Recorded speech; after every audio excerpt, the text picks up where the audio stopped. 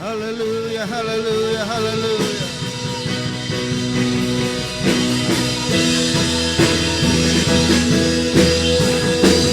Oh, hallelujah. Dakila ang Diyos, mga kapatid. Hallelujah.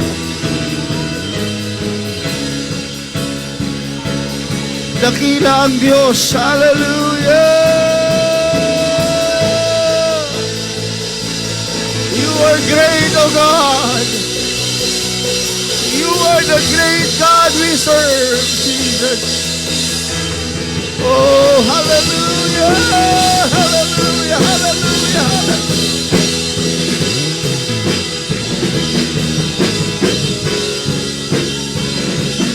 Oh, Jesus.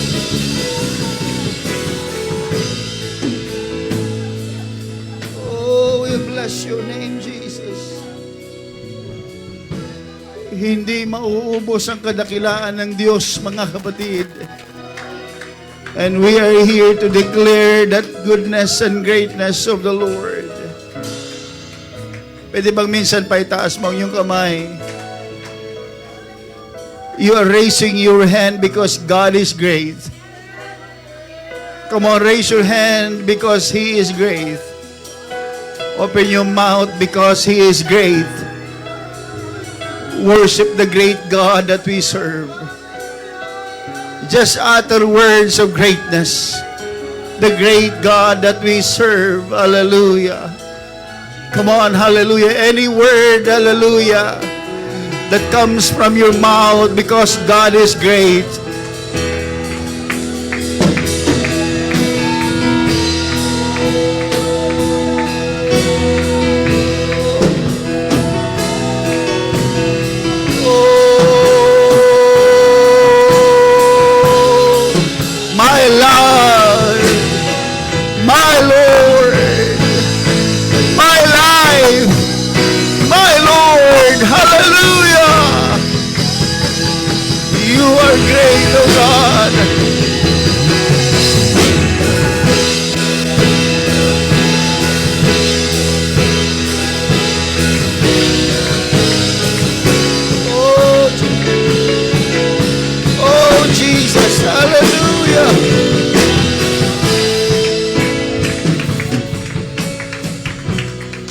Hallelujah.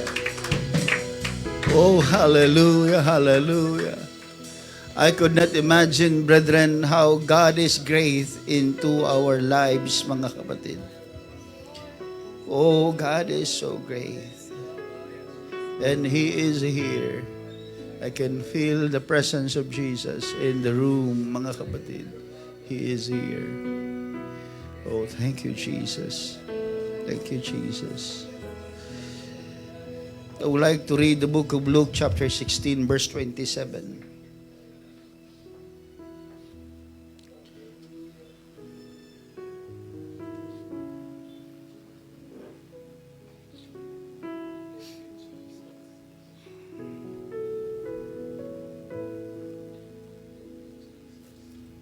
This is from this excerpt of the story of the Lazarus and the rich man. And I want to emphasize today something different. Something that calls my attention when I study the Word of God. In verse number 27, it says, "Then he said, I pray thee, therefore, Father, that thou wouldest send him to my father's house. For I have 5 brethren, that he may testify unto them, lest they also come into this place of torment." Sa Tagalog, mga kapatid, basahin natin. Verse 27, "At sinabi niya, ipinamamanhik ko nga sa iyo, Ama, nasuguin mo siya sa bahay ng aking ama. Verse 28, sapagkat ako'y may 5 kapatid na lalaki, upang sa kanila'y patotohanan niya, baka pati sila'y mga parito sa dakong ito ng pagdurusa. This is a dead man praying that his brothers might also receive the gospel of God. This is a dead man trying to convince the father that his brothers needed the word of God. If there will be recorded one great evangelist in the Bible, unfortunately, this is the first evangelist in hell. Brethren, don't wait for you to be in hell before you preach the word of God. Don't wait for you, mga kapatid, na mawalan na ng pag-asa before you preach the word of God. I would like to entitle this message that says, The Evangelist in Hell. Bow your heads, Lord. We don't want to be the evangelist in hell. Give us understanding today, Lord. You are great and you are merciful. We will preach, Lord God, hallelujah, according to your will. And we will follow your commands. We will follow your word. We will preach the gospel to every creature. Bless the congregation. Bless our visitors today, Lord. In Jesus' name I pray. Amen. Clap your hands to the Lord. You may be seated. Throughout the scripture, brethren, God raised up men to warn others. Noah was raised to warn the world before the flood. Jonah cried out to Nineveh. And John the Baptist prepared the way of the Lord. Paul traveled from city to city to persuade men to be reconciled to God.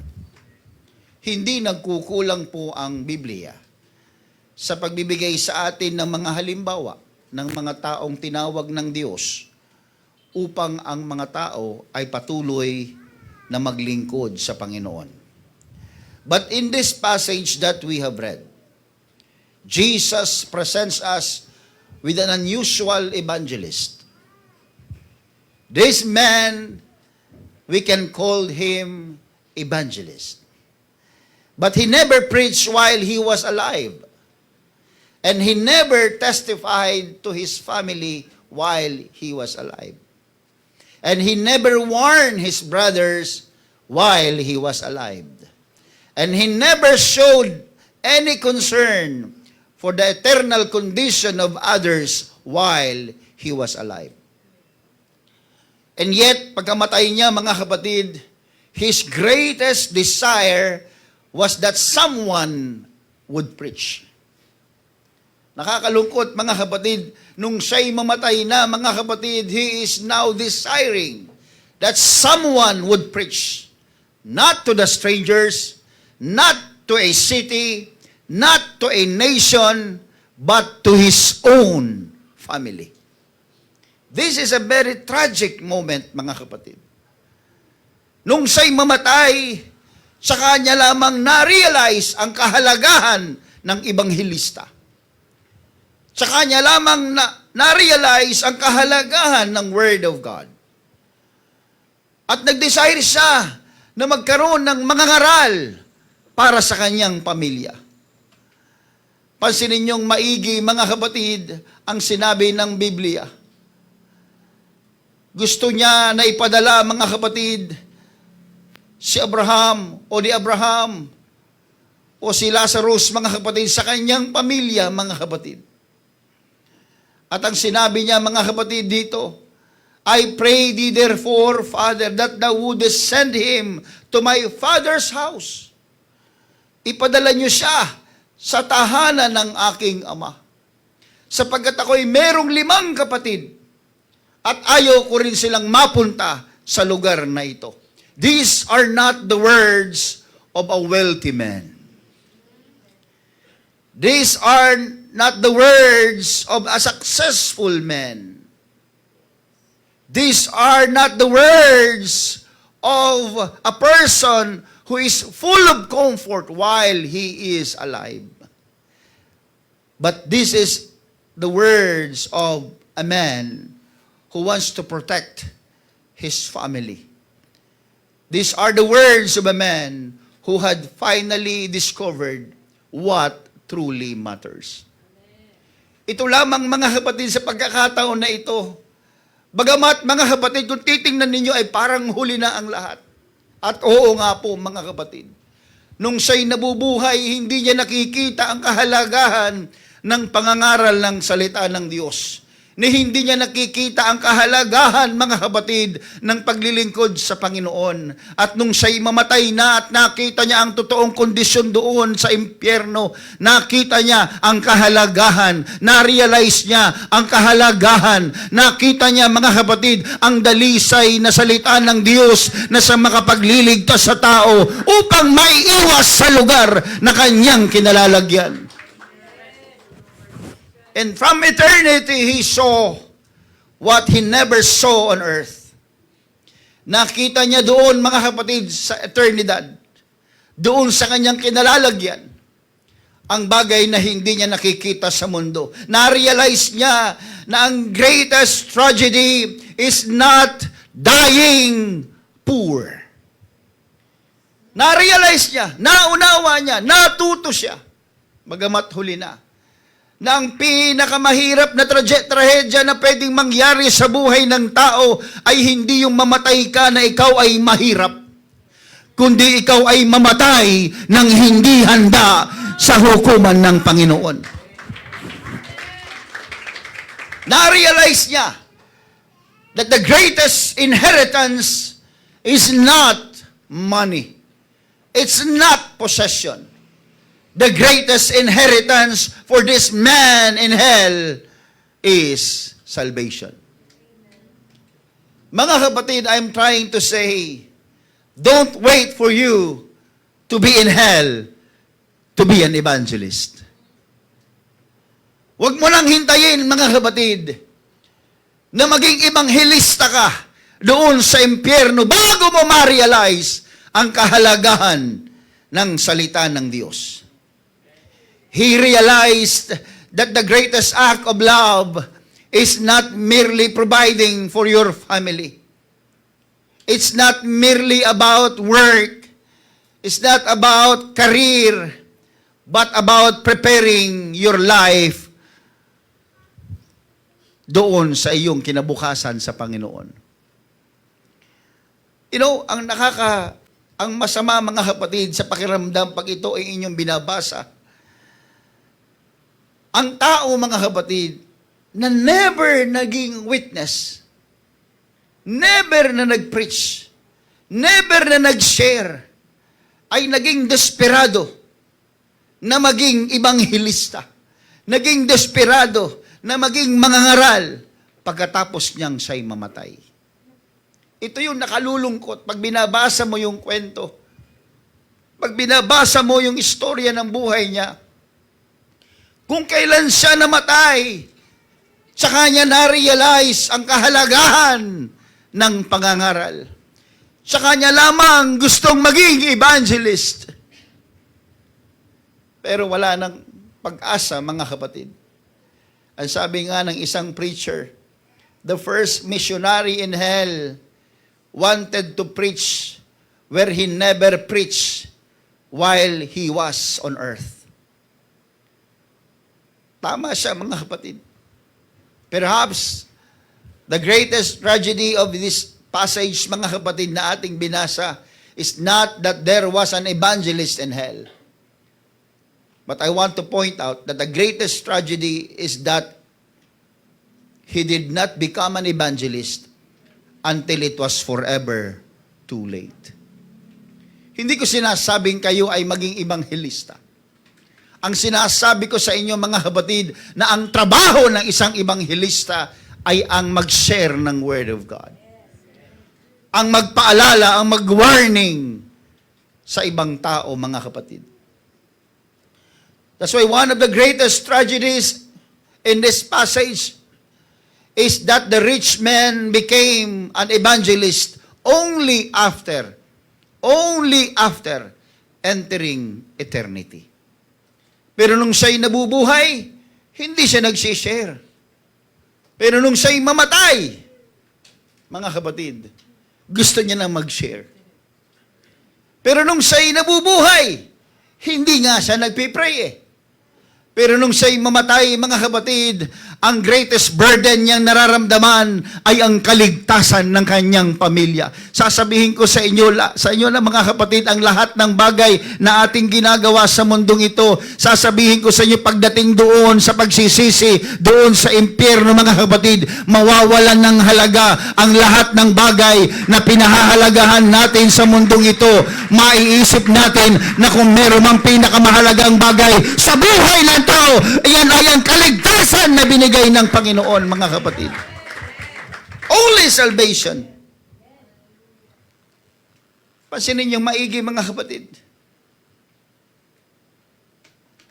Ang gumising sa kamalayan ng isang tao ay ang impyerno. Alam niyo, kung gisingin ka ng magulang mo sa umaga, magpasalamat ka. Kahit ayaw mo pang bumangon, magpasalamat ka. Itong taong itong pinag-uusapan natin sa Biblia, ang gumising sa kanyang kamalayan ay impyerno.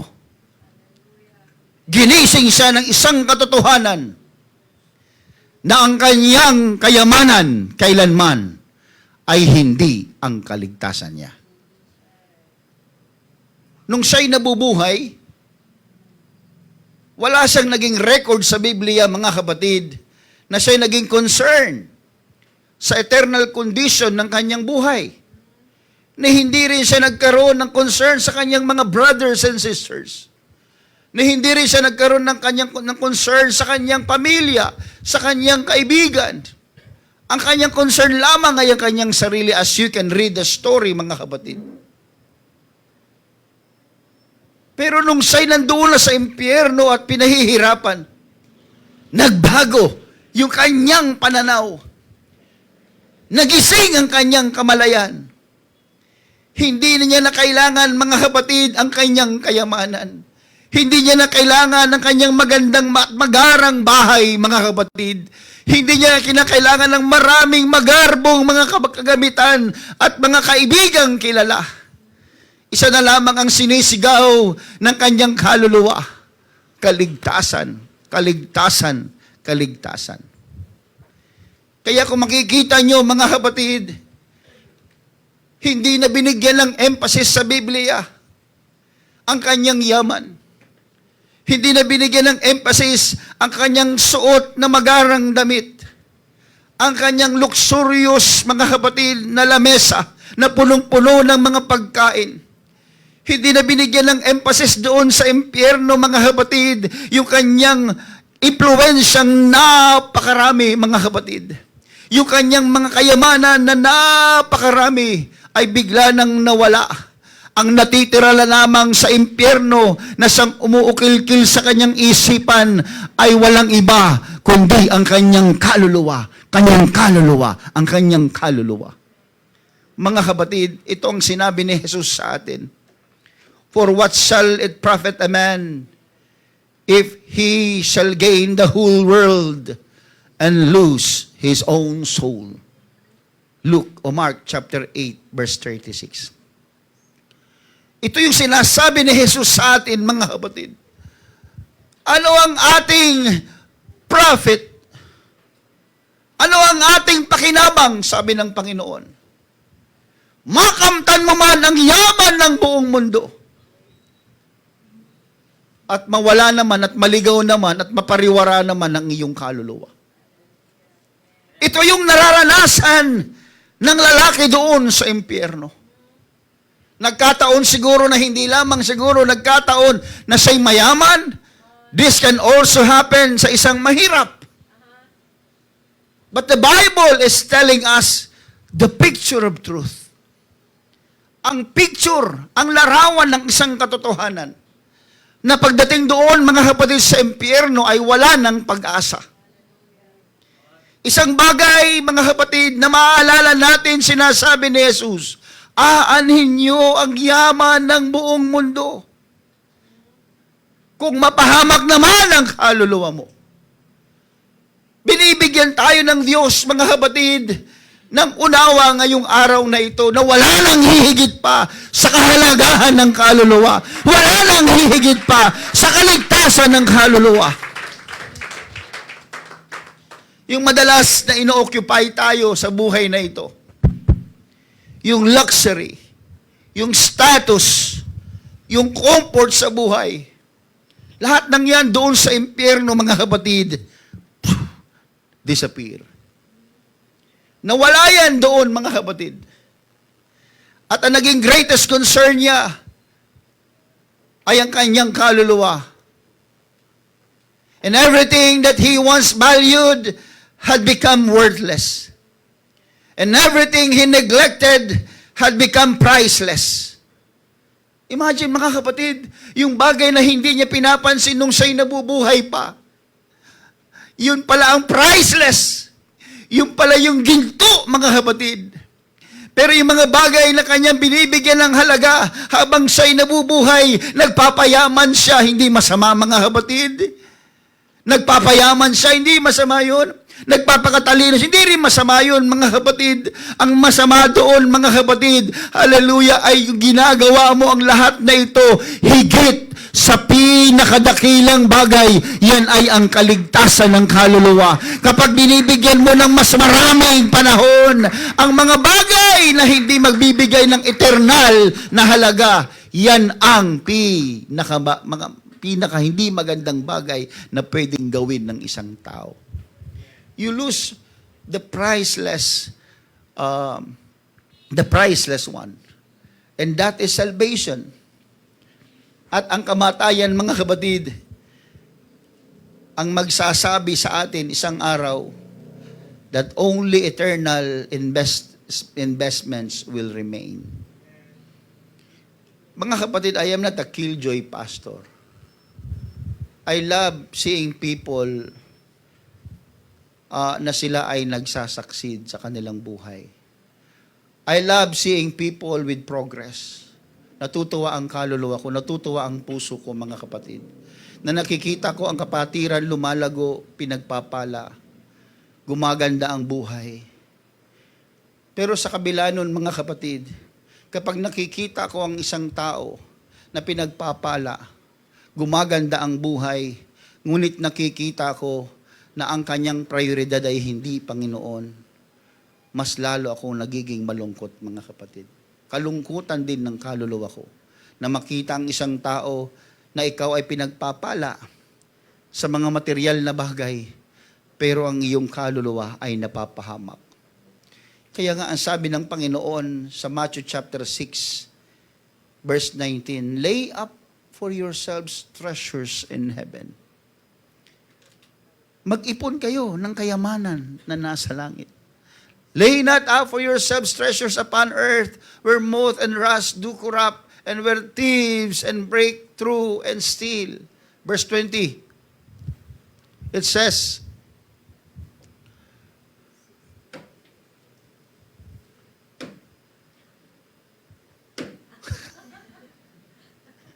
lay up for yourselves treasures in heaven. That's the word of Jesus. Lay up for yourselves treasures in heaven. Kahit na, mga kapatid, may kalawang doon, o wala lang kalawang doon, mga kapatid. Wala lang pwedeng magnakaw ng treasure in heaven. Wala lang pwedeng sumira ng treasure in heaven. Kaya ang pinaiipon niya sa atin ay ang kayamanan ng para sa langit, hindi yung kayamanan para sa lupa. But this man in the Bible, mga kapatid, he understood that his brothers were traveling the same road na kanyang dinadaanan. They are in the same road, mga kapatid. Nung binabasa ko, sabi ko, the only thing that we emphasize here is sometimes may impyerno, may langit, mapunta ka sa langit. Pero ito, mga kapatid, I want to give emphasis, mga kapatid, na itong taong ito, he loved his brothers. He loved his family. Mahal niya ang kanyang pamilya. Mahal niya ang kanyang mga kapatid.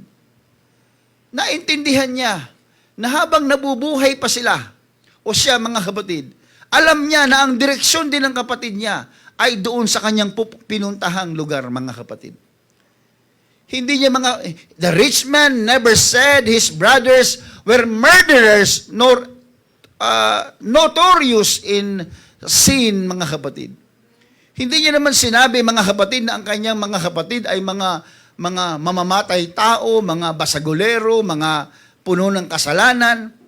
Alam niya lang na ang pupuntahan ng kanyang mga kapatid ay lugar na kanyang napuntahan. Alam niyo, mga kapatid, hindi siya humihingi, mga kapatid, kay Abraham na ang kanyang mga kapatid ay payamanin.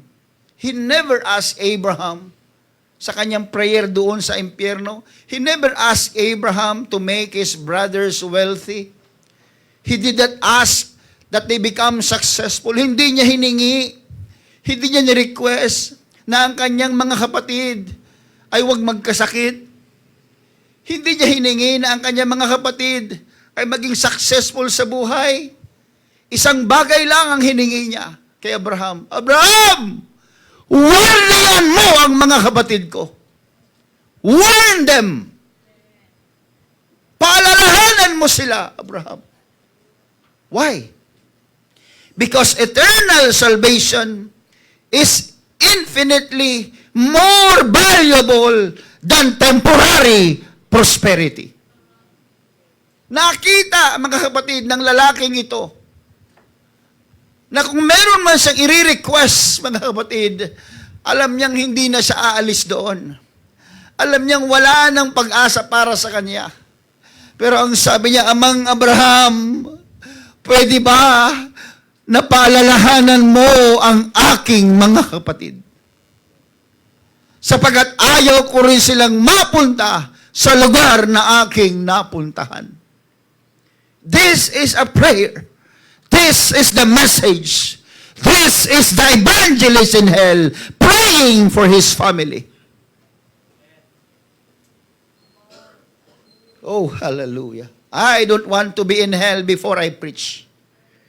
Ayokong mapunta muna sa impyerno bago ko ma-realize, mga kapatid, ang kahalagahan ng pangangaral ng salita. Ayokong mapunta sa kapahamakan bago ko maipakita, mga kapatid, sa Diyos ang aking katapatan. Because everything you say in hell is nothing. Uulitin ko, anything you will say in hell will be nothing. You will not be heard in hell. Hindi ka pakikinggan sa impyerno. Hindi ka pakikinggan ang iyong mga hinaing doon. Hindi pakikinggan ang iyong pagsisisi doon. Hindi pakikinggan ang iyong mga magabuting ginagawa noon na para bang ginajustify mo sa harap ng Panginoon. Hindi ka na pakikinggan, wala ka ng pag-asa, wala ka ng pagkakataon na mangaral, wala ka ng pagkakataong magbigay ng warning, wala na, wala na, wala na!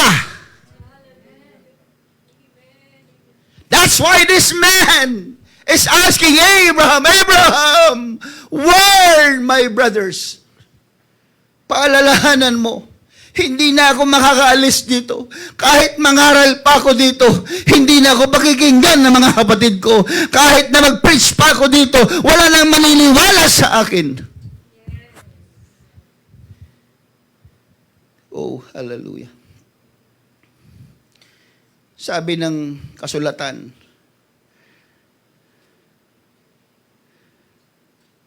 I have no greater joy than to hear my children walk in truth.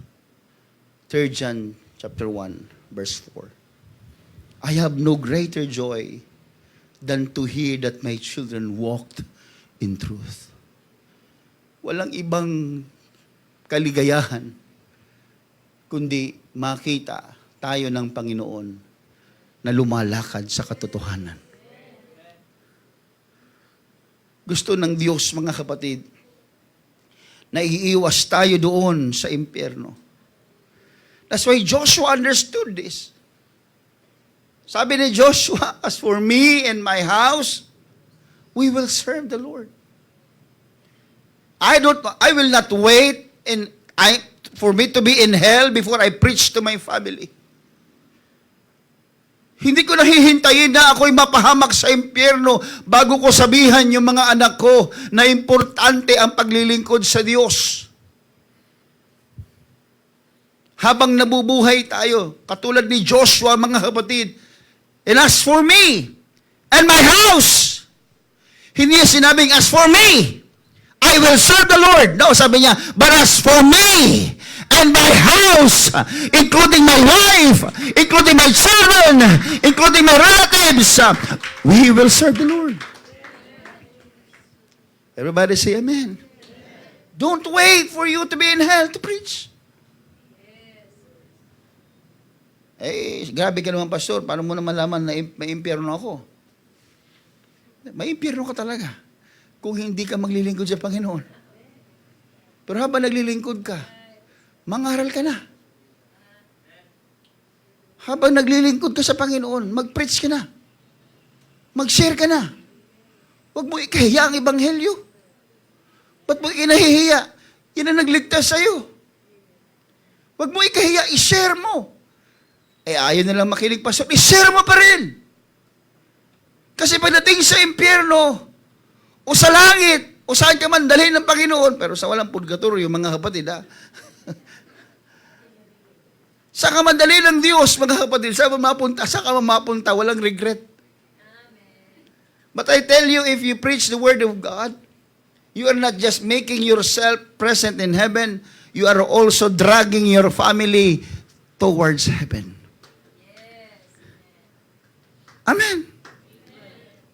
And here's the realization, mga kapatid. Na-recognize niya na ang respectable living is not the same as righteous living. Eh, sino ba naman hindi respected noon? Eh, sa suot mo pa lang, respetado ka na. Kagalang-galang ka na, mga kapatid. Lahat ng iyong, grabe mga kapatid, sabihin na natin na bongga ang buhay niya, mga kapatid. But that is not the same as righteous living. Maraming mga tao, mga kapatid, nag-a-assume na ang kanilang moral and successful, generous or religious kind of life ay spiritually safe na sila. Basta ako, nagsisimba ako pag linggo. Iniisip mo kagad, safe ka na. Spiritually safe. Ako, mapagbigay ako eh. Nagsishare ako. Iniisip mo kagad, safe na ako spiritually. No. The rich man realized, it's too late for him to realize, that the person who lives respectably on earth is not the same as living righteously on earth. May mga tao, mga kapatid, na nabubuhay sa katuwiran, pero sila, mga kapatid, ay wala sa position or respected. They are not respected. They're not even kilala sa community. But they're living righteously. Sa Panginoon, your status is nothing. Hindi tinitingnan ng Diyos ang status natin. Tinitingnan ng Diyos sa atin yung, are you living righteously according to His Word? Ang sukatan ng Diyos ay ang kanyang salita. Hindi salita ng tao, hindi standard ng mundo, mga kapatid. That's why na-realize ng lalaking ito na that a comfortable life can still end in eternal separation from God. Kaya kung inahanap mo sa mundo yung komportableng buhay sa mundo, mga kapatid, marami nagsasabi, mga kapatid, pagod na ako, pastor. Lahat ng napapagod, magsabi ng amen. O, di ba? Pagod na ako, Pastor. Sabi ni Pastor Roland Rosario kahapon, hindi naman nangako ang Diyos sa atin na buhay na walang pagod. Ang pangako ng Diyos sa atin, buhay na walang hanggan. Hindi buhay na walang pagod. Kaya pag napapagod ka, kaya nga nagsabi siya come unto me, all ye that labor and heavy laden, I will give you rest. Nag-aanyaya siya ng pagpapahinga. Everybody say amen. Hindi niya sinabi, mga kapatid, na pag napagod ka na, tumigil ka na. Hindi yun ang pangako ng Diyos. Ang pangako ng Diyos na kahit tayo napapagod, mga kapatid, nandyan siya, ang kanyang banal na Espiritu. Pinapalakas tayo ng banal na Espiritu ng Panginoon. Binibigyan tayo, mga kapatid, ng tamang pangunawa na ang buhay sa mundo, yes, nakakatisod. Ang buhay sa mundo, yes, nakakapagod. Pero sa presensya ng Diyos, meron pong kapahingahan. Sa presensya ng Diyos, may kapayapaan. Amen. Nadiskubre niya, mga kapatid, ng lalaking ito na nasa impyerno, that love without warning is incomplete. Sa mga in love, love is not complete without warning. Hindi kumpleto. He wanted someone to testify for his brothers. The Greek word that was translated, the word testify, means, carries the idea of solemnly warning or earnestly bearing witness. Ibig sabihin, mga kapatid, yung testify, yung word na testify, mag-testify ka sa aking kapatid. Ang di ibig sabihin na mag-testimony lang. Ang ibig sabihin, mga kapatid, ay warningan mo yung kapatid ko. Mag-testify ka. Warningan mo. Earnestly bearing witness. Bigyan mo ng kabigatan kung bakit ka nagtestify. The point is not just to brag yourself na pinagpala ka ng Diyos, kaya ka nagtestify. No, the very reason why you are testifying, because you are warning people that if you will not follow God, they will end up in hell, mga kapatid. Everybody say amen. Hindi niya hiningi, mga kapatid, kay Lazarus, pakibisita mo naman yung aking mga kapatid. Pakikatok mo naman sila. No. He just wanted them to be warned. Warningan mo lang. Because real love does not remain silent. Ang totoong pag-ibig ay hindi pagtahimik. Especially kapag ang pinag-uusapan ay buhay na walang hanggan. Kung meron tayong gustong ipamana sa ating mga anak, mga kapatid, masarap naman na meron tayong maiwan. Kahit na pag tayo ay namatay, mayroon man lang tayong maiwang lumang bisikleta, lumang tsinelas, lumang kawali, diba? Utang, iwan mo sa kanila. Hindi masama na mag-ipon tayo para sa ating mga anak. Pero kung meron man tayong iiwang napakagandang bagay sa kanila, iwan na natin yung hindi nabibili ng pera. Iwan na natin yung hindi nabibili ng salapi, mga kapatid, o ng anumang tagumpay sa lupa. Iwan na natin isang bagay na pinakamahalaga at hindi nila pagsisisihan pag tinanggap nila. Amen. So let's leave them eternal things, eternal value. And that is salvation. Kaligtasan.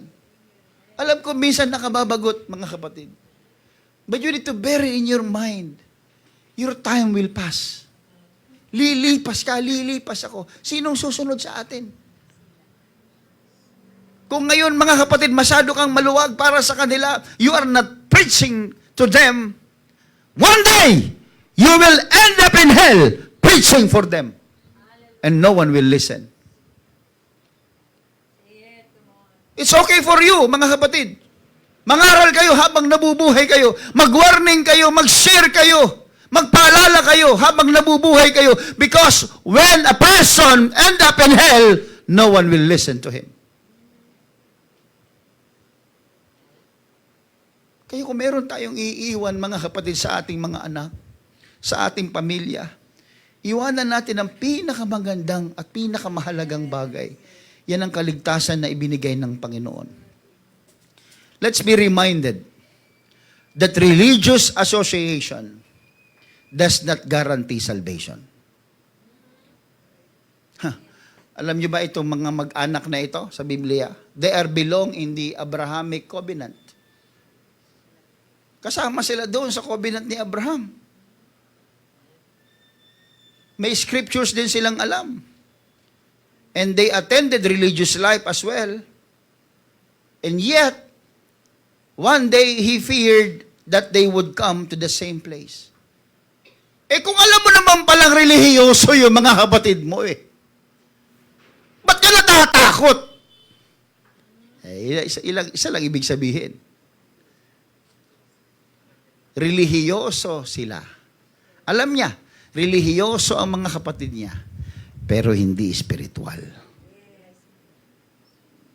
Kaya sabi niya, pwede bang padala mo doon? Magpadala ka ng mensahero, mangaral sa aking mga kapatid. That's too late.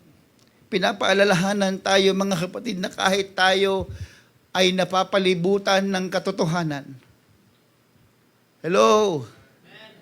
Kahit ikaw ay nakaupo sa katotohanan at napapaligiran ng mga katotohanan, hanggat hindi mo sinusunod ang katotohanan, hindi ka magiging totoo. You can sit down, you can enjoy the benefit of being surrounded by many truthful people. You can live with the benefit of having a church. Pwede kang sumamba, pwede kang pumasok sa isang simbahan na revival, mga kapatid. Pwede kang pumasok sa simbahan na naniniwala kay Jesus at sumusunod. Pwede kang magkaroon ng ministry sa church, mga kapatid. Pwede kang maging aktibo, mga kapatid. Pero hanggat hindi ka sumusunod sa katotohanan, you are just fooling yourself thinking that your religiosity will save you. No, no, no, no, no. Religion cannot save us. What can save us is our spirituality with God. Because salvation is just a grace of God. It's grace. Biyaya ito ng Panginoon. Habag ito ng Diyos. Hindi ito nabibili. Everybody say amen. Hindi ito nakukuha. Hindi ito naaagaw. Ito'y binigay ng Diyos kusa sa iyo na kailangan mo, you need to believe. Tanggapin mo, mga kapatid, ng totoo sa iyo. This is not something that groupie, mga kapatid. Yung akin naman pamilya, sila naman ay relihiyoso Siguro naman ang Diyos maaawa sa akin. Madalas naman ako mag-abuloy. Madalas naman ako na manalangin. Madalas naman ako mag-ambag. Madalas naman akong umattend. Hindi ganon, mga kapatid. Kung ganon ang kaligtasan, tatalunin kayo ng marami. Amen? Kung ang kaligtasan ay ganon lang, tatalunin kayo ng mga panatiko. Dahil ang mga panatiko, hindi tumitigil yan, mga kapatid. Mas lumalalim pa sa pagiging panatiko. Mga legalista. Ano yung ibig sabihin? Talo tayo doon. Pero hindi doon nakukuha ang kaligtasan. Ang kaligtasan ay nakukuha sa habag ng Panginoon. Kapag nakita niya, mga kapatid, na tayo nagsisisi ng ating kasalanan at tayo sumusunod sa kanyang mga salita, ang kanyang kahabagan ay bumababa mula langit, mga kapatid, at dumarating sa ating mga kaluluwa at tayo pinapatawad ng Panginoon at ang buhay natin ay binabago ng Diyos gamit ang kanyang salita. Everybody say amen. That's why Jesus said in Matthew chapter 7, verse 21, not everyone that saith unto me, Lord, Lord, shall enter into the kingdom of heaven. Hindi lahat ng tumatawag ng Lord, Lord. That's why the burden of warning was entrusted to the living. Uulitin ko po. Ang burden sa pagbibigay ng babala ay wala na sa mga namatay. Ang burden, pag binasa niyo ang kwento, ang burden sa pagbibigay ng babala ay nasa mga buhay. Kaya nire-request niya pwede bang pasuyo naman kay Abraham, ay kay Lazaro, pakikatok naman yung aking ano. No, sabi ni Abraham, no, wala na. Kahit pasuguin natin ang mga patay, kahit na bumangon pa yung mga lolo't lola natin mula sa sa libingan at kumatok sa bahay at mag-share, sa tingin mo makakapag-focus ka? Wala na. Alam nyo, wala na. Wala na kayong iisipin kundi tumakbo. Hindi na, mga kapatid. Kaya sa atin dito habang nabubuhay pa, look at what we are doing here, mga kapatid. We are having this small place. Pinagaganda, pinalalamig, pinagaganda ang mga kagamitan. Para sa anong purpose? Para lamang tayo ay maging komportable sa pakikinig ng paalala ng Diyos. Ng salita ng Diyos. Amen. Kung ganito nga ka-aircon ganito nga may magandang lugar, hindi ka pa nakikinig Yung pa kayang may bumangon mula sa patay at mag-preach sa iyo, makinig ka pa? Amen. Diba, sa mga kasuotan natin, talagang nagsusuot tayo ng maayos. Pag tayo nangangaral, pa kayang patay bumangon mula, lasog-lasog na yung damit nun, mga kapatid, haharap sa at magpipreach. Hindi na po pwede. Kaya sinasabi ng Biblia, hindi na po pwede yun. He asked Abraham to send Lazarus. Why? Because the dead can no longer preach. The opportunity to witness belongs only to those who are alive. Sa ating mga nabubuhay. Doon ipinagkatiwala ang word, hindi naman sa mga patay Kaya sabi ni Solomon, mga kapatid, sa Ecclesiastes chapter 9, verse 10, there is no work, nor device, nor knowledge, nor wisdom in the grave. So whatsoever thy hand findeth to do it with thy might. Habang nabubuhay ka pa, kapag kaya pa ng kamay mo, anong kayang gawin ng kamay mo, gawin mo ng mayroong might, may kalakasan. Bakit? There is no work, there is no device, nor knowledge, nor wisdom in the grave. Matindi sinabi niya, whither thou goest, kung saan ka pupunta. Sabi ko, masyado naman na tayo lahos yan. Oo nga naman. Kaya alam niyo mga kapatid, sige, work pa more. Pagdating sa impyerno, hindi ka mapupromote doon. Hindi ko sinasabing wag ka magtrabaho. Pero pag ang trabaho mo mga kapatid ay mas mahalaga sa Panginoon, sinasabi sa iyo ni Haring Solomon, mga kapatid, the wisest man ever lived, sabi niya, wala na pong trabaho sa impyerno. Wala na rin pong cellphone. Hindi po, di ba, ibang device yan. Kaya cellphone pa mo, sige. Karunungan, wala na rin doon, no? Ano may karunungan mo doon? Sabihin mo, ako pinakamatalinong taong nabuhay, napunta lang ako sa impyerno kasi hindi nakuha ng researcher ko Hindi ako nasabihan. Kahit matalino ka sa impyerno, you're nothing. Hindi pinahahalagaan sa impyerno kung ano ka. At kung ano yung alam mo. Dahil yung wisdom mo, hindi yan. Wala yan. Sa impyerno, baliwala lahat yan. Kaya sabi ni Haring Solomon, huwag ganun. Wala na doon, wala na sa impyerno yan. Kaya kinumission sa atin, habang tayo nabubuhay pa mga kapatid, kung meron tayong work, gamitin natin para sa Panginoon. Kung meron tayo mga ginagawa sa buhay, anything that you do for the progress of your life, isama mo ang Panginoon dyan. At kung matalino ka, ipagamit mo sa Panginoon ang katalinuhan mo. Amen. Habang nabubuhay pa tayo. mga kapatid, habang nabubuhay pa. Because the commission was entrusted to the church. Kaya nga, go ye into all the world and preach the gospel. Tayo, nang bubuhay, hindi sinabi sa mga patay yun, sinabi yun sa mga buhay. Everybody say amen. So, hindi lang trabaho ni pastor ang mag-share. Hindi lang trabaho ni pastor ang magturo. Hindi lang trabaho ni pastor, mga kapatid, ang mangaral. Trabaho po nating lahat. Dahil hindi lang naman akong buhay dito eh. Kayo din eh. Mga buhay ba kayo? Oh, kung buhay tayo, para sa atin ito, mga kapatid. Whatsoever thy hand findeth to do, do it with thy might.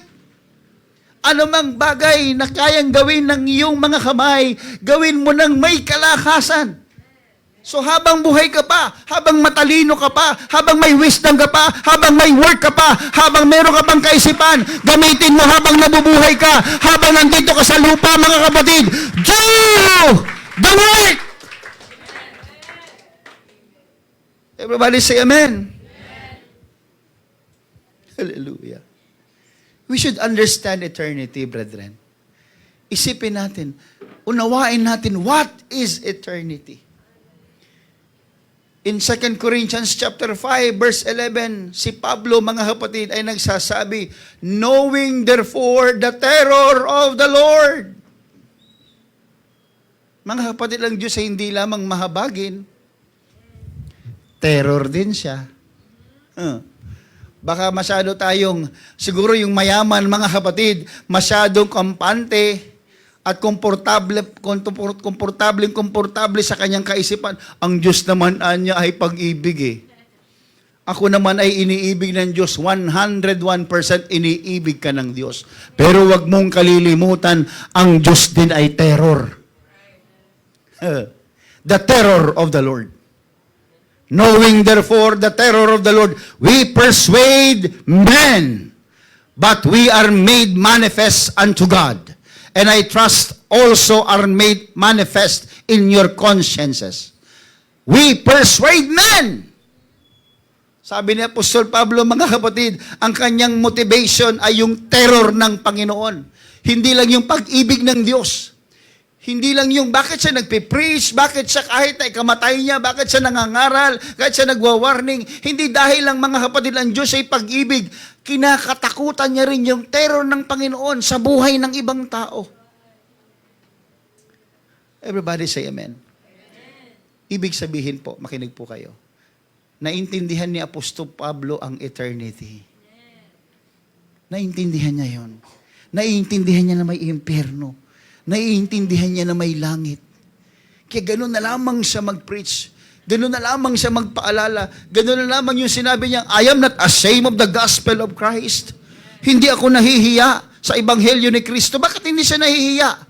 Sapagkat alam niya na mayroong langit at naiintindihan niya na kapag ang tao napunta sa impyerno, wala ka ng pagkakataon, mga kapatid, na i-justify yung sarili mo. Wala ka ng pagkakataon na iligtas ang sarili mo habang ikaw ay nandito pa sa lupa, habang nabubuhay ka, mga kapatid. Binibigyan ka ng Panginoon ng pagkakataon na ang iyong kasalanan ay pagsisihan at tanggapin siya, mga kapatid, at maging Diyos ng iyong buhay. Everybody say amen. Sana naiintindihan natin ang eternity. Sana naiintindihan natin ang eternity. Alam mo, isang bagay na hindi natin kayang itanggi. Pag may mga bagay tayo na alam, pero hindi na natin maituro. Mga bagay na meron ka na hindi mo na kayang ibigay. Ano ba yun? Bagay na alam ko, pero hindi ko na pwedeng ituro. Bagay na meron ako, pero hindi ko na kayang ibigay. Yun yung nararanasan ngayon ng taong nasa impyerno, mga kapatid. This is the saddest part of the narrative ng kwento, mga kapatid. Pag binabasa ko, nalulungkot ako doon sa part na yun, mga kapatid. Alam niyo kung bakit? Hindi niya na kayang abutin yung mga kapatid niya. Hindi niya na kayang warningan yung mga kapatid. Hindi niya na kayang balikan pa yung buhay. Meron siyang opportunity sana. Sayang. Nung mamatay siya, Alam mo ang nasa isip na lang niya o ang kaya niyang gawin, maging concern. Sige nga. Ngayon kayo. If you have the opportunity to have concern to one person, may magagawa ka pa ba? Meron? Meron. Bakit? Buhay ka pa eh. O sinabi mo, kawawa naman si brother. Ma, ano ba may tutulong natin? Ito na. O sige. Ba? You can still work. You can still reach people. Kasi may magagawa ka pa, buhay ka pa eh. Pero siya, kawawa na may 5 kong kapatid. Abraham, pakisugo nga si Lazarus. Katukin niyo mga matitigas kong ulong kapatid. Pakibatukan na rin. Wala sa Bible yung makanapin niyo. Wala yun. Diba? Naku, ibig sabihin, habang ikaw ay nabubuhay, you still had the opportunity not just to be concerned, but to do something out of your concern. Do something out of your concern. Diba? He had the compassion, but he had no commission. He had urgency, but he don't have the opportunity. His concern became powerless because the season for action had passed away. Tapos na. Yung panahon ng pagtatrabaho, panahon na binigyan tayo ng Panginoon ng pagkakataon to do, wala na yun. But the good news is this. This is the good news. The commission was given to the church. It was not given to the dead. Hindi ko pwedeng iasa sa lolo ko ang kaligtasan ko dahil patay na siya. Hindi ko pwedeng sabihin, nanay, tatay, lolo, ate, kuya, gabayan mo kami. Patay na nga eh. Sabi mo nga, nasa kapahingahan na, tapos pinagtatrabaho mo pa. Lo, gabayan mo kami. Hindi mo nga alam kung nasaan ang lolo mo eh. Baka nangangaral yun doon. At walang nakarinig sa kanyang pangangaral. Kaya huwag ka mong iasa ang kaligtasan mo sa taong patay. That's why the gospel, the church, was commissioned by God because the church is alive. Ang simbahan ng iglesia ay buhay, mga kapatid. Ito'y galing sa DNA ng Panginoon. Kaya ang church ang inaasahan ng Diyos na mangaral ng kanyang ebanghelyo, mga kapatid. We are the light of the world. Hindi naman sinabing, mga patay, kayo ang liwanag ng mundo. Hindi naman sinabi ng Biblia, o kayo mga patay, you shall receive power. No! Saan binigay yung power? Sa Acts, mga kapatid, sa Book of Acts, sa mga buhay. Hindi sa mga patay, mga kapatid. And you shall be witnesses. Biruin mo, mga kapatid. You shall be those people who testify, who warn. Kayo yung magwi-witness. Kayo yung magwa-warning. Romans chapter 10, verse 14, how shall they hear without a preacher? Tingnan nyo. Ang preacher buhay dapat, mga kapatid. How shall they hear without a preacher? You need to preach, brethren. You don't need any license from any organization on earth. You just need the Word of God and you can preach the Word. Mangaral ka, mag-share ka, mag-imbita ka. Why? Because there will be no more rich men from hell to do it for you. No evangelist will be heard when he is in hell. Everybody say amen. Can we clap our hands to the Lord? Oh, sarap mabuhay, mga kapatid. Binigyan tayo ng Diyos ng buhay. Hallelujah. At ang buhay na ito ay gamitin natin para sa kanyang kapurihan. And His concern reveals that eternal realities clarify earthly priorities. Because from eternity, He did not ask Abraham to protect his family's wealth. He did not ask that their business prospers. He did not ask that they enjoy long lives.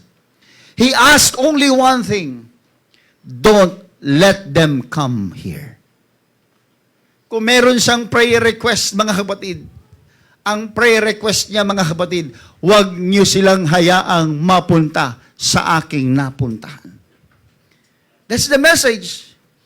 That's the concern. Nire-reveal ng eternity yung concern ng isang tao, mga kapatid. Yung totoo, yung sigaw ng kaluluwa natin, yung totoo, mga kapatid. It's not about wealth. Natatabunan na lang yan. Nabibigyan na lang ng cover yung ating kaluluwa.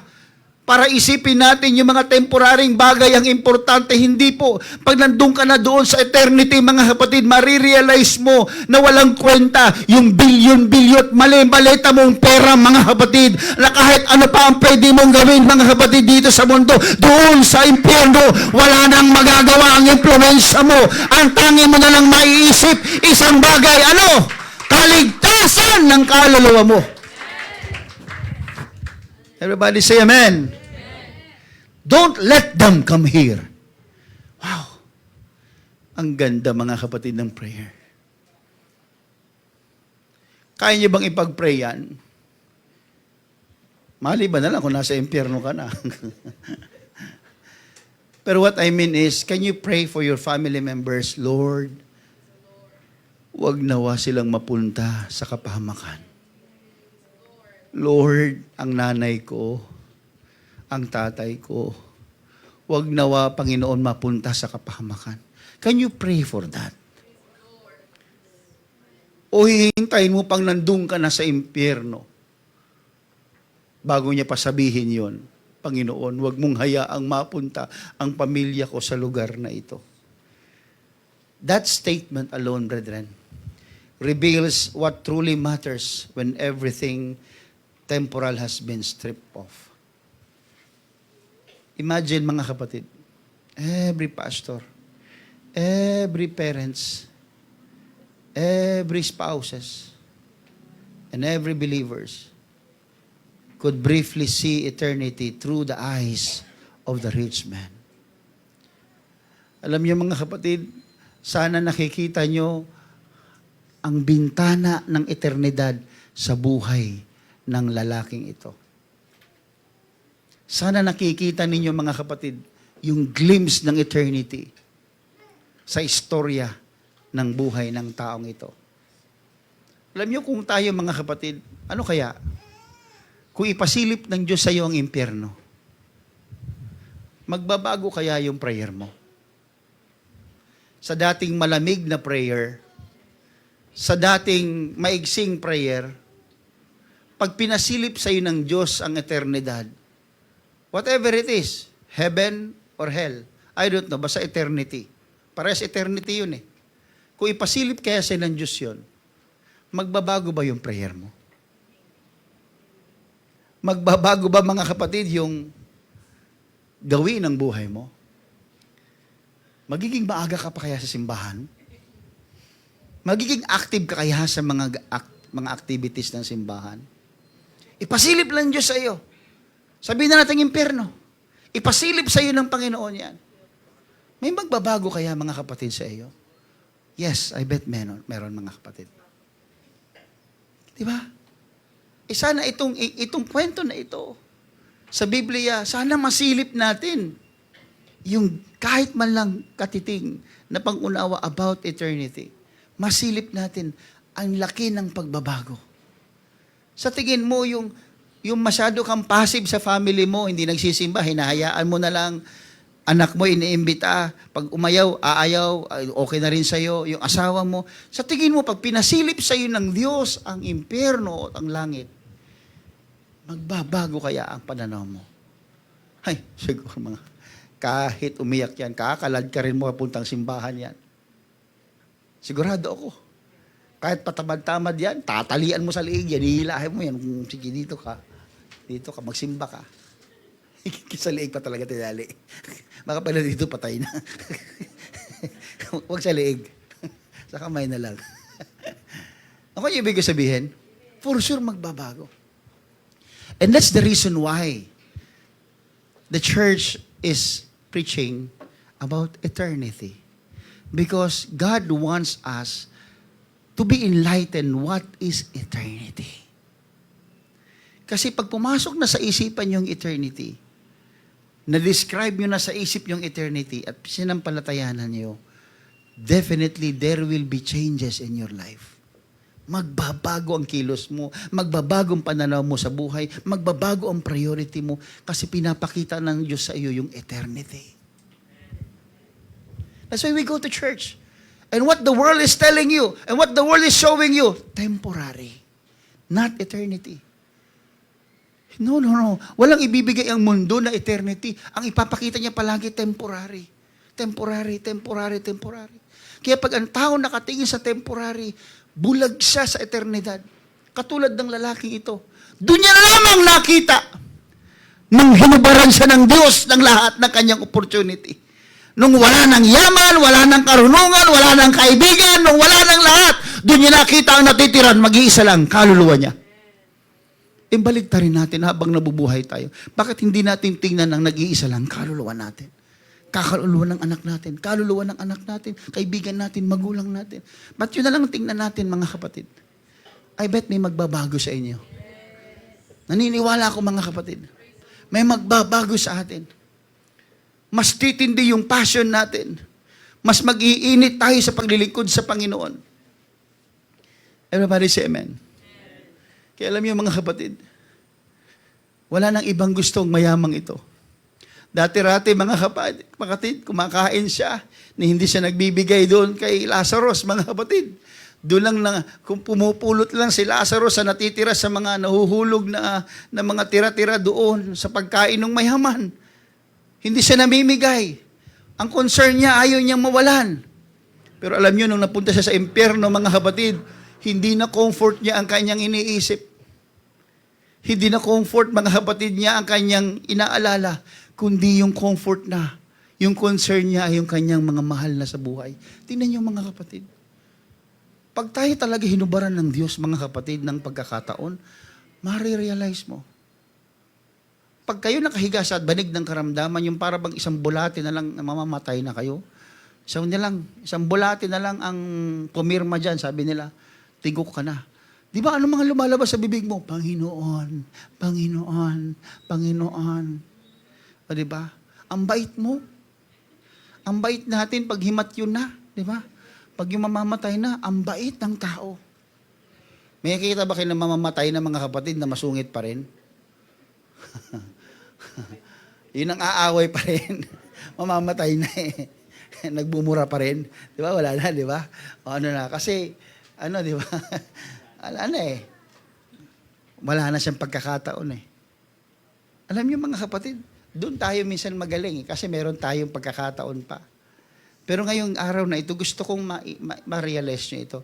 What if tanggalin na lang ng lahat ng Panginoon yung pagkakataon na yan? What if tanggalin ng Diyos sa atin yung kalakasan? Anong maiisip mo? Kaligtasan mo na lang. It's not even your money.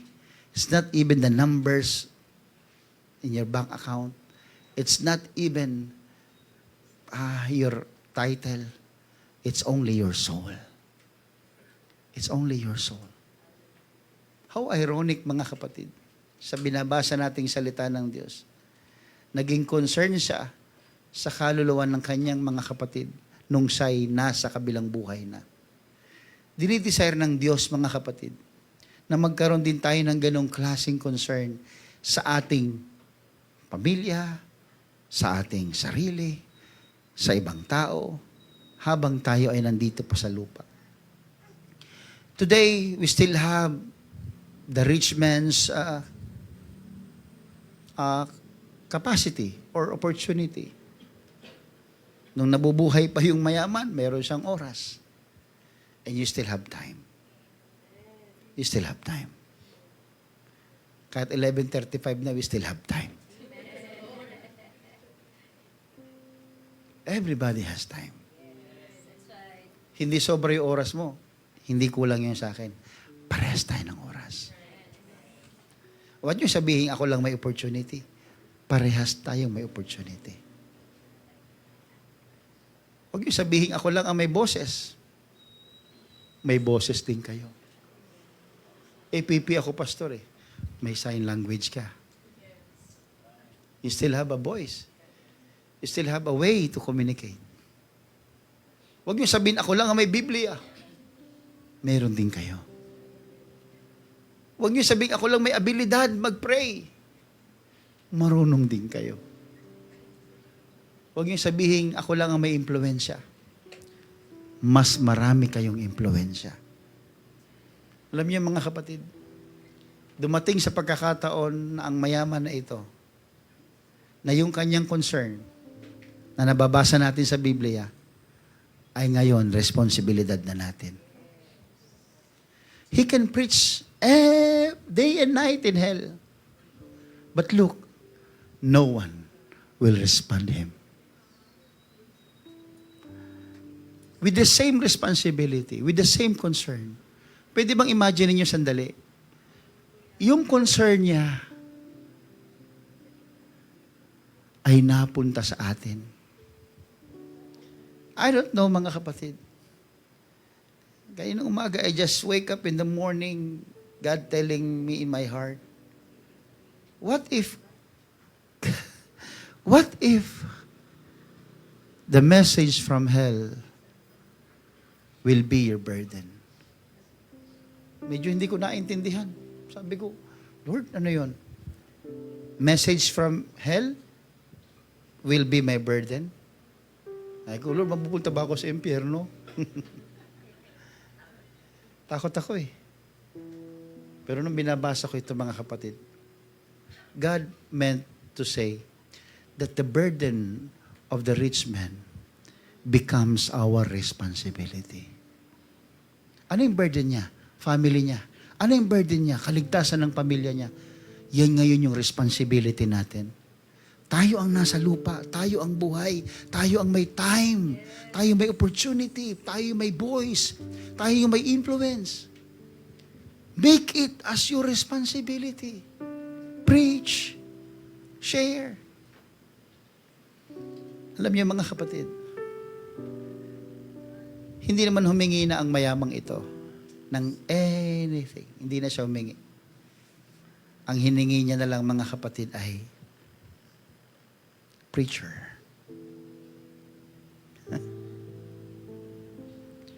Hindi siya humingi ng air condition doon. Hindi na siya humingi, mga kapatid, ng anything that could give comfort to him. Hindi siya humingi ng electric fan.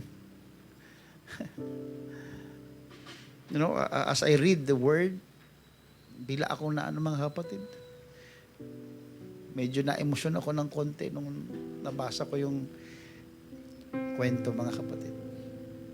You know why? Because he is asking for a preacher.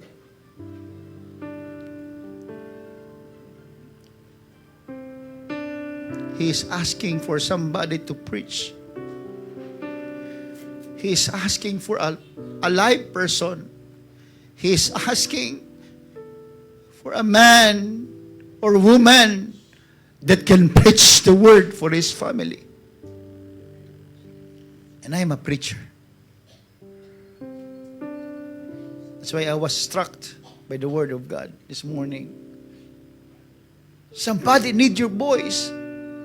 Somebody needed your time. Somebody needed your influence. Somebody needed your message. Somebody needed your testimony. Preach! Because I don't want to be an evangelist in hell. And the evangelist in hell is shouting today. Sumisigaw ang ebanghelista sa impyerno ngayong araw na ito. He needs a preacher. Preacher, wake up! The evangelist in hell is shouting, humihingi ng tulong mga mangangaral na buhay. Mangaral kayo. Mag-share kayo. Mag-warning kayo. This is the request of an evangelist in hell. And we are now under the presence of the Lord. And the message of that evangelist, hallelujah, is now in the midst of this church.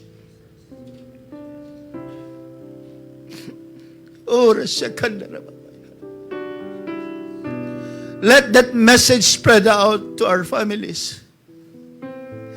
Sana pag-uwi mo, kapatid, alalahanin mo na may sumisigaw sa impyerno na isang ibanghilista at nagsasabi na kailangan niya ang boses mo, kailangan niya ang oras mo, kailangan niya ang mensahe mo, kailangan niya ang buhay mo na mangaral, magpaalala, magturo, mangaral sa marami.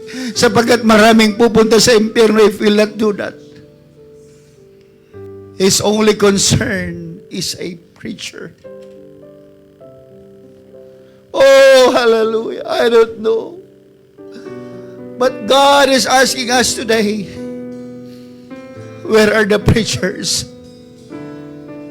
Where are the preachers? Hallelujah. Nasa na ang mga mangangaral? Hindi ito tungkol sa titulo. Hindi ito tungkol sa lisensya. Ito'y tungkol sa tinanggap natin, mga kapatid. Are we ashamed of the gospel? Are we ashamed of the gospel of Jesus? Why don't we preach? Why don't we shout in the corners? Why don't we give messages to the people? May pamilya kayo, may anak kayo, may asawa kayo, may kaibigan kayo, may kamag-anak kayo. Why don't you preach to them? Why don't you reach them? Ora siya kandara babayan. Ora siya kandara babayan. Can we pray for our families today? Can we pray for them? Can you ask God's boldness today? Pwede bang humingi ka ng katapangan sa Diyos ngayong araw na ito that you can share, that you can spread the good news, hallelujah, hallelujah, that you can be used by God, hallelujah. Can you reach somebody in your influence, mga kapatid? I know, in your scope of influence, you can reach somebody today. Hallelujah, pwede ka bang humingi ng kapangyarihan ngayon sa Diyos, mga kapatid, so that God can use you? You don't need to be an evangelist in hell. You can be an evangelist while you're living now. Tumayo tayong lahat, mga kapatid. Be an evangelist, hallelujah. Come on, hallelujah. Maging ebanghilista ka sa pangalan ni Jesus, mga kapatid. Hallelujah. Don't be ashamed of the gospel. Share the word of the Lord. Hallelujah. Hallelujah. Be empowered today in the name of Jesus.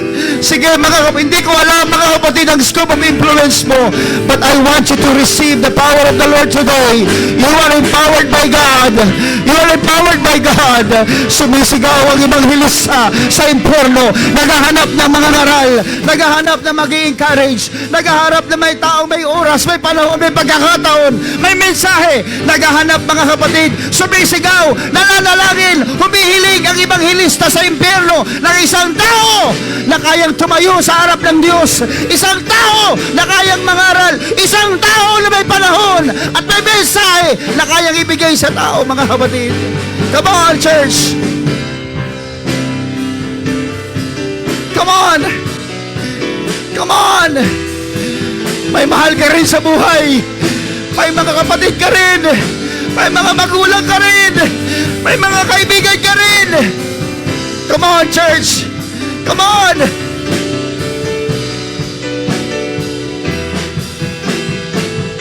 Oh, hallelujah. Huwag nating iasa ang kaligtasan sa patay. Ang kaligtasan ay para sa mga buhay. Come on, church. Come on, hallelujah.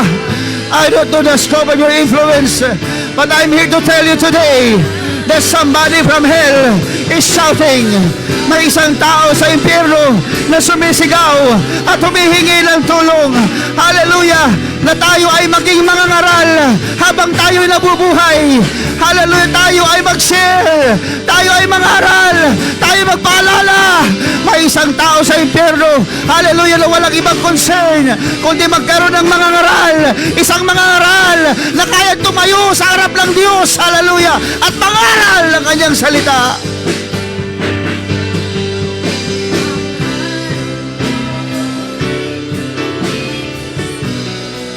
Come on, church! Hallelujah! Hallelujah! Hallelujah!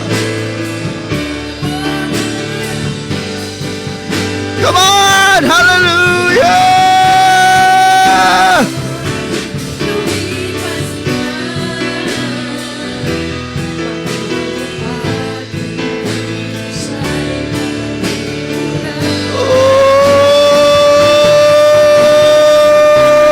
Oh, Jesus!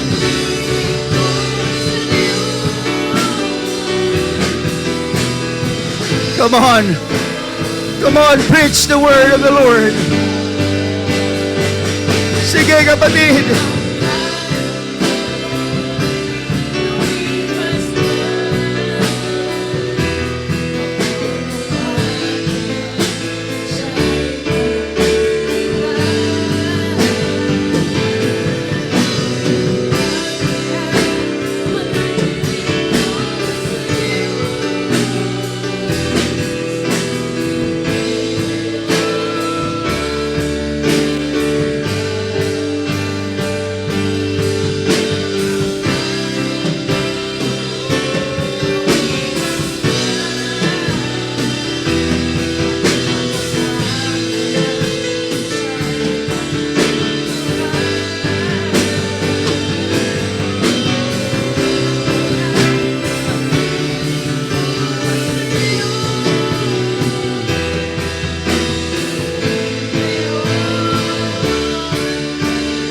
Can you hear?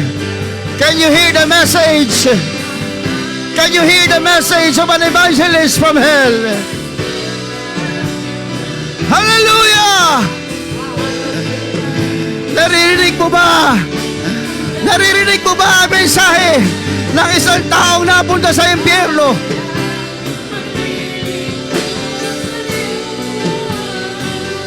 Sige, kapatid, hallelujah! Bigyan ka ng Diyos ng kapangyarihan.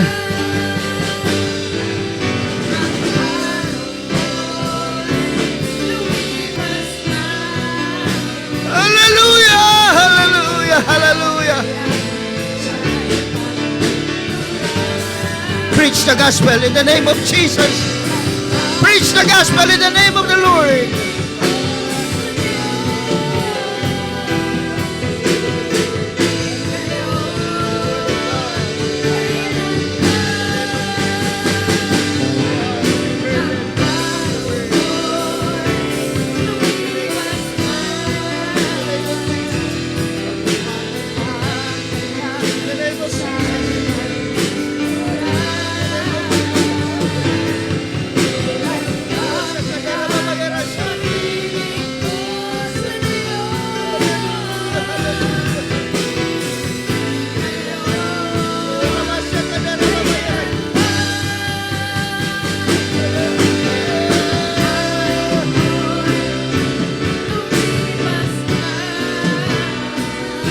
Come on, hallelujah. In the name of Jesus. In the name of Jesus. I commission you in the name of Jesus. Preach the gospel in the name of the Lord. Preach the gospel in the name of Jesus. Preach in the name of the Lord.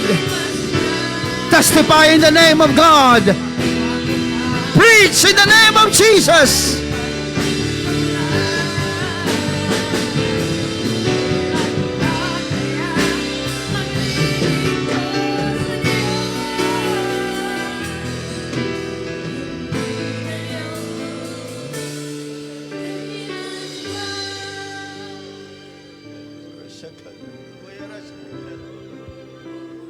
Second.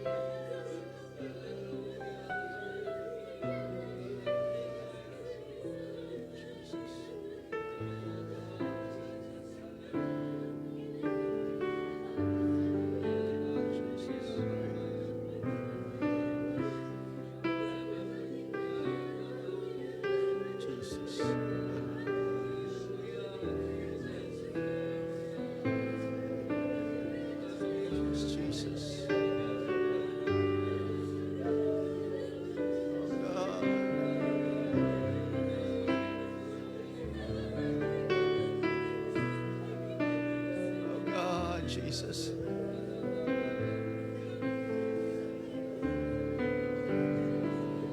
Oh God, in the name of Jesus.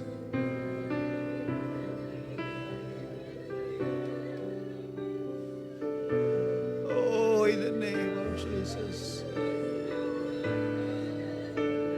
Oh, in the name of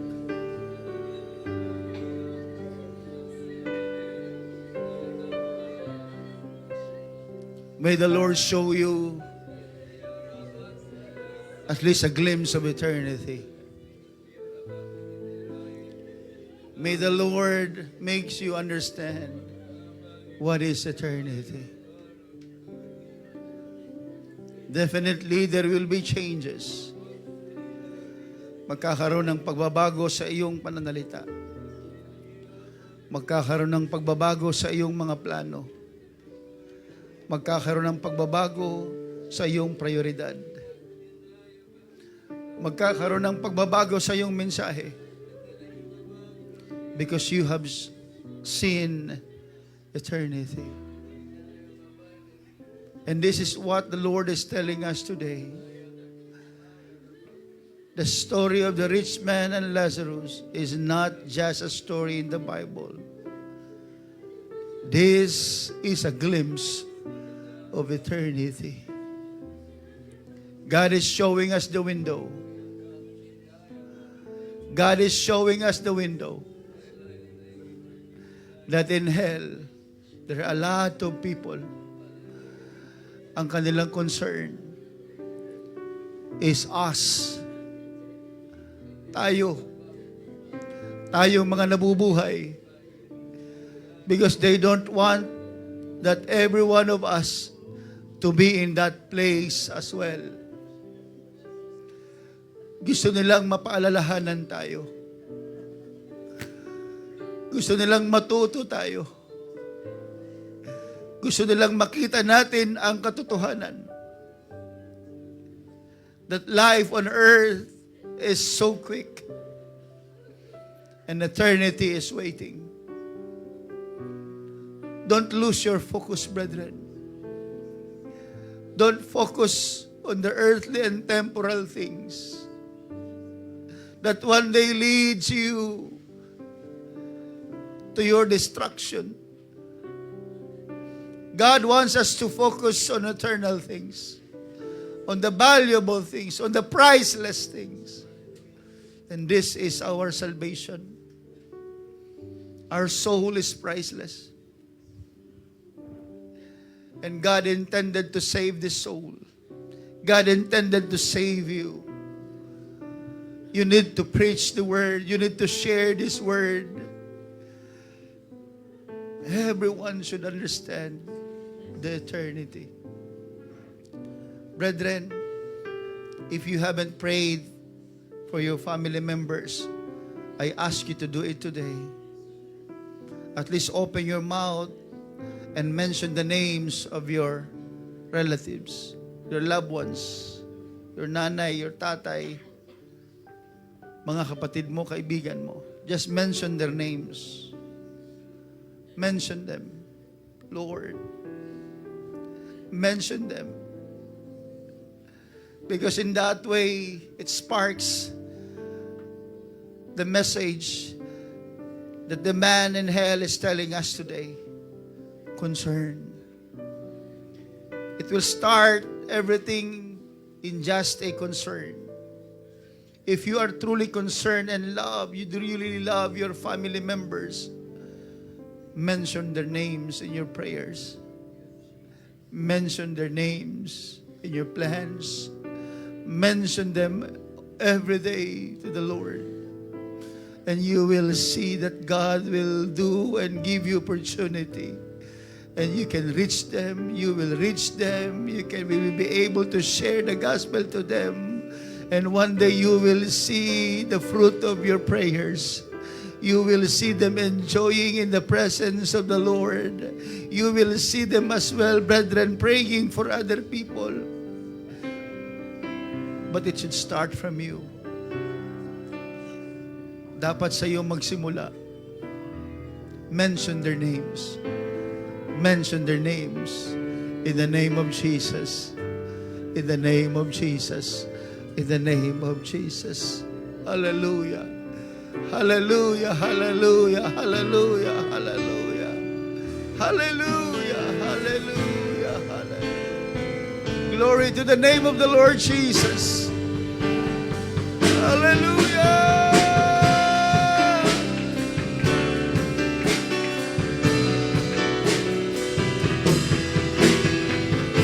Hallelujah.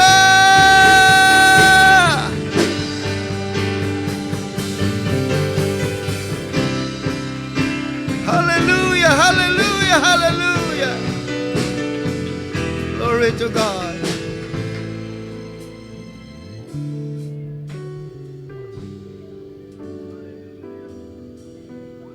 That's the reality, brethren. Somebody from hell is asking our help. We cannot help them. They are already in hell. Pero may mga tao sa impyerno ngayon na humihingi ng tulong. What they ask is preachers. Ang hinihiling nila, ang pinangangaral nila, ay magkaroon ng maraming mangangaral. Mga kapatid,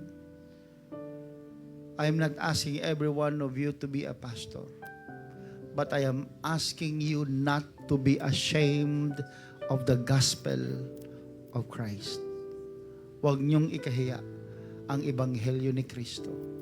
Mangaral kayo, manalangin kayo, magpala kayo, lay your hands upon the sick, pray for them, reach them, preach, Bible study, encourage people using the Word of God.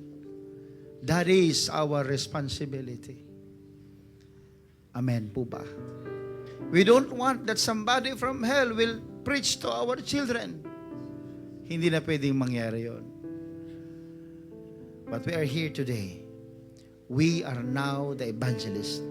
Sabihin mo sa katabi mo, you are an evangelist. Sige. Sa Tagalog, ikaw ay ebanghelista. Ikaw ay mangangaral. Amen. Palakpakan po natin ang ating Panginoon.